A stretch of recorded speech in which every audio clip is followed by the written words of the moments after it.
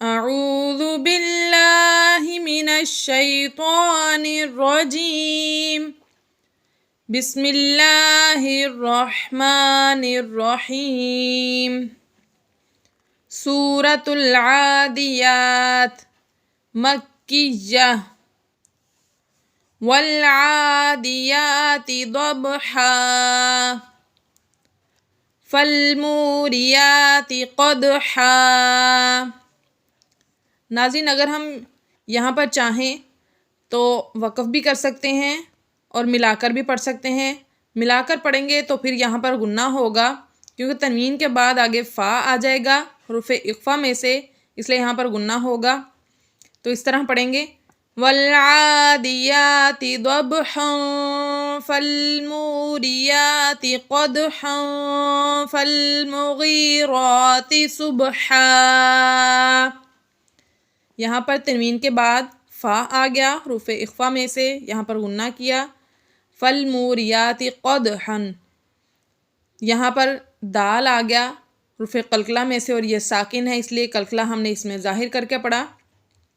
تنوین کے بعد آگے پھر سے فا آ گیا تو یہ بھی حروف اخفا میں سے، اس لیے یہاں پر بھی اخفا کا قاعدہ جاری ہوا، یعنی غنہ کر کے پڑھا۔ فالمغیرات صبحا فأثرن به نقعا۔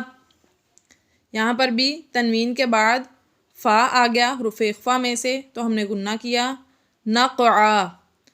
نقعا، یہاں پر قاف حروف قلقلہ میں سے اور یہ ساکن ہے، اس میں ہم نے قلقلہ ظاہر کر کے پڑھا۔ فَأَثَرْنَ بِهِ نَقْعًا فَوَسَطْنَ بِهِ جَمْعًا۔ یہاں پر بھی تنوین کے بعد فا آ گیا تھا، اس لیے ہم نے یہاں پر اخفا کیا، یعنی غنہ کر کے پڑھا۔ فَوَسَطْنَ، تو حروف قلقلہ میں سے ہے اور یہ ساکن ہے، اس لیے ہم نے اس کو جنبش دے کے پڑھا۔ فَوَسَطْنَ ان الانسان لربه لکنود۔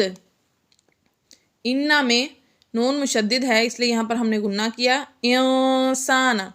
انسانہ میں نون ساکن کے بعد سین آ گیا حروف اخفا میں سے، اس لیے یہاں پر ہم نے اخفا یعنی غنہ کر کے پڑھا۔ لربه لکنود، حروف قلقلہ میں سے دال یہاں پر ساکن ہوا تو اس میں ہم نے قلقلہ ظاہر کر کے پڑھا۔